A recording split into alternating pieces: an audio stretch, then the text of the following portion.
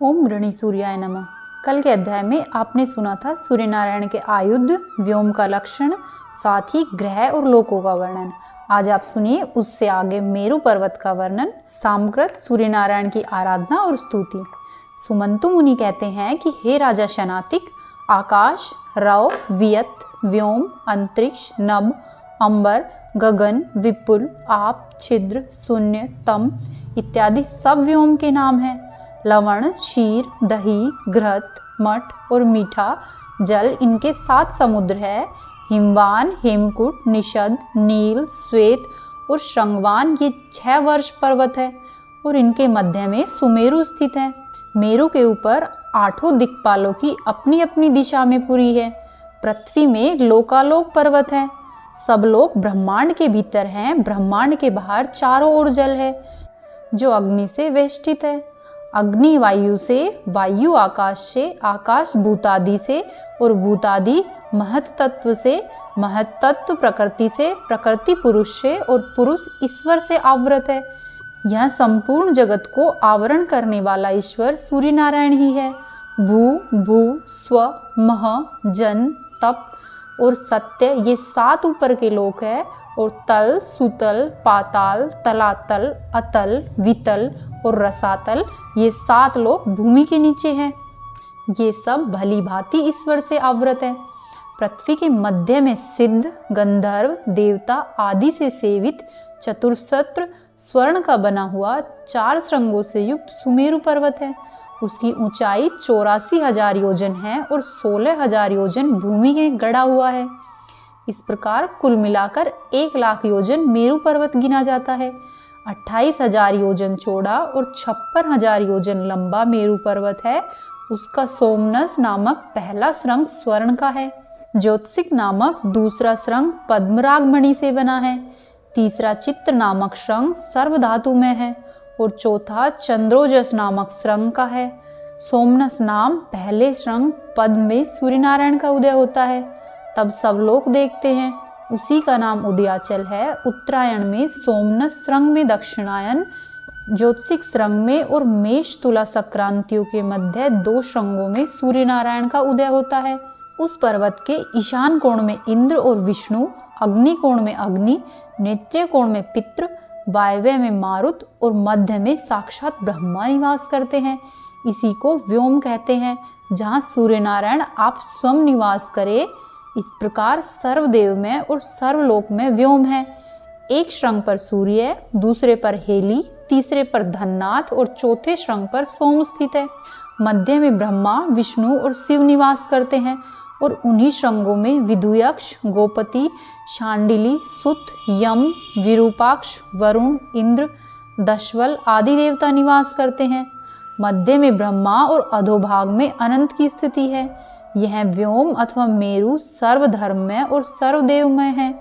इसके चारों श्रृंग धर्म आदि 4 पुरुषार्थ अथवा ऋग्वेद आदि 4 वेद है। फिर राजा सनातिक पूछते हैं कि सामने किस प्रकार सूर्य नारायण की आराधना की और वह उस दारुण रोग से कैसे छूटा, यह आप कृपया करके वर्णन कीजिए। राजा का वचन सुनकर सुमंतु मुनि बोले कि हे राजन, आपने यह अति उत्तम कथा पूछी है। हम इसका विस्तार से वर्णन करते हैं, जिसके सुनते ही सब पाप दूर हो जाएंगे। नारद जी के मुख से सूर्य नारायण का महात्म्य सुन अपने पिता श्रीचंद्र के समीप जाकर सामने प्रार्थना की कि महाराज, रोग ने मुझे दबा लिया है और औषधियों से कुछ शांति नहीं होती। अब आप आज्ञा देवे कि मैं वन में जाकर सूर्य नारायण की आराधना करके इस कष्ट से छुटकारा पा सकूं। पुत्र का यह वचन सुनकर प्रसन्न हो श्री कृष्ण भगवान ने आज्ञा दी।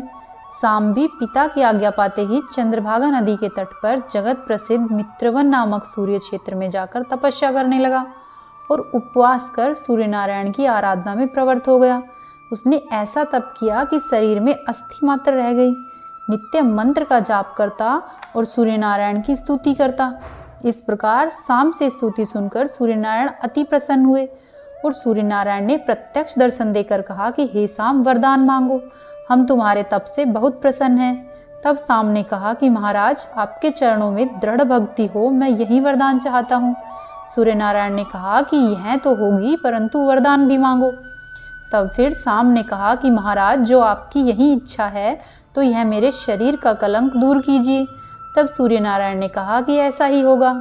यह कहते ही शाम का दिव्य रूप और उत्तम स्वर फिर से हो गया। फिर भी सूर्य नारायण ने कहा कि हे शाम, हम प्रसन्न होकर और भी वरदान देते हैं कि यह नगर तुम्हारे नाम से प्रसिद्ध होगा और लोक में तुम्हारी अक्षय कीर्ति होगी और हम तुमको नित्य ही स्वप्न में दर्शन देंगे। अब तुम इस चंद्रभागा नदी के तट पर हमारी प्रतिमा स्थापित करो। इतना कहकर सूर्यनारायण अंतर्धान हुए। हे राजा, शाम के इस किए गए स्रोत को जो भी पढ़ता है वह धन, राज्य, आरोग्य सब कुछ पाता है। शाम की भांति सूर्यनारायण की प्रीति का पात्र हो वह सूर्यलोक में जाता है। सुमंतु मुनि कहते हैं कि हे राजा शनातिक, तप करने के समय शाम सहस्त्र नाम से स्तुति किया करता था। तब स्वप्न में सूर्यनारायण ने कहा कि हे शाम, सहस्त्र नाम से हमारी स्तुति करने की कुछ अपेक्षा नहीं है। हम अत्यंत गहन, पवित्र और शुभ अपने नाम तुमको बताते हैं, जिनको पाठ करने से सहस्त्र नाम के पाठ का फल होता है। फिर सूर्यनारायण ने उसे 21 नाम बताए। इन 21 नाम का हमारा स्रोत त्रैलोक्य में प्रसिद्ध है। जो दोनों संध्याओं में इस स्रोत को पढ़ता है वह सब पापों से छूट जाता है और धन, संतान, आरोग्य आदि जो पदार्थ चाहे वही मिलता है। शाम को इतना उपदेश देकर सूर्यनारायण अंतर्ध्यान हुए। शाम ने भी इसका पाठ करने से अभिष्ट फल पाया और जो भी पुरुष भक्ति से इस स्रोत का पाठ करेगा वह सब दुखों से छूट जाएगा। सुमंतु मुनि कहते हैं कि हे राजा शनातिक, इस प्रकार सूर्यनारायण से वरदान पाकर शाम अति हर्षित हुआ और एक दिन तपस्वियों के साथ पहले की भांति चंद्रभागा नदी के तट पर स्नान करने गया। वहां स्नान करके मंडल बनाकर सूर्यनारायण का भक्ति से पूजन किया और मन में विचार करने लगा कि सूर्यनारायण की प्रतिमा कैसे स्थापित करूं। यह विचार करते ही नदी में देखा कि अति प्रकाशवती एक प्रतिमा बही चली आती है। प्रतिमा देखते ही शाम को निश्चय हुआ कि यह अवश्य ही सूर्यनारायण की प्रतिमा है और उनकी इच्छा से मुझे दृष्टिगोचर हुई है। मन में यह विचार करके नदी से उस प्रतिमा को बाहर निकाल लाया। वहीं प्रतिमा शाम ने मित्रवन में विधि पूर्वक स्थापित की। एक दिन शाम ने प्रतिमा से ही पूछा कि महाराज, यह आपकी प्रतिमा किसने बनाई है? आप कृपा करके मुझसे कहे। यह सुनकर प्रतिमा बोली कि हे शाम, पूर्व काल में हमारा रूप प्रचंड तेज युक्त था। उससे व्याकुल होकर सब देवता ने हमसे प्रार्थना की कि आप इस रूप को सौम्य कीजिए, नहीं तो सब लोग जल जाएंगे। देवताओं की प्रार्थना हमने स्वीकार कर ली और शाकद्वीप में जाकर विश्वकर्मा से अपना तेज छिलवा लिया। उसी विश्वकर्मा ने कल्प वृक्ष के काष्ठ से यह हमारी सुलक्षण प्रतिमा बनाई और अब तुम्हारी इच्छा पूरी करने के लिए हमारी आज्ञा अनुसार विश्वकर्मा ने ही नदी में बहाई है। हे शाम, यह हमारा क्षेत्र तुम्हारे नाम से प्रसिद्ध होगा। मध्याह्न के पूर्व मुंडार क्षेत्र में, मध्याह्न के समय कालप्रिय में और मध्याह्न के बाद इस स्थान पर हमारा सानिध्य होगा। इन तीनों कालों में क्रम से ब्रह्मा, विष्णु और शिव सदा हमारा पूजन करते हैं। सूर्यनारायण की प्रतिमा के मुख से यह सुनकर शाम अत्यधिक प्रसन्न हुआ। नारद जी कहते हैं कि हे शाम, इस प्रकार प्रतिमा बनाकर ईशान कोण में 4 तोरण, पल्लव, पुष्पमाला, पताका आदि से सजाकर अधिवासन मंडप बनावे। काष्ठ की प्रतिमा आयु और धन देती है। मृतिका की प्रतिमा सर्वलोकों का हित करती है। मणिमयी प्रतिमा क्षेम और सुभिक्ष देती है। स्वर्ण की पुष्टि, चांदी की कीर्ति, ताम्र की संतान और पाषाण की प्रतिमा भूमि देती है। अपशकुन करके उपहत प्रतिमा प्रधान पुरुष को मारती है। इसीलिए सर्वदेवमय श्री सूर्यनारायण की प्रतिमा उत्तम शगुन से बनावे। शाम पूछते हैं कि हे नारद जी, सूर्यनारायण सर्वदेवमय कैसे है? यह आप कृपा करके वर्णन कीजिए। तब नारद जी कहने लगे कि हे शाम, इस भांति सूर्यनारायण सर्वदेवमय है कि बुध और सोम उनके नेत्रों में स्थित है।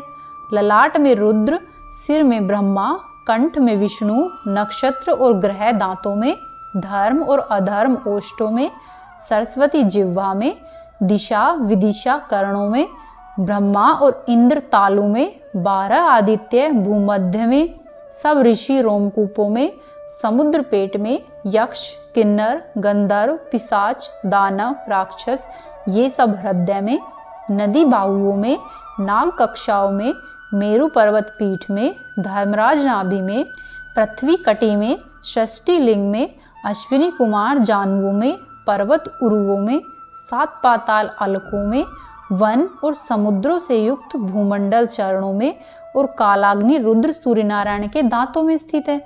इस प्रकार सूर्यनारायण सर्वदेवमय है, सूर्यनारायण से सब जगत व्याप्त है। जिस प्रकार वायु से, क्योंकि वायु भी सूर्यनारायण के अंग में ही रहती है।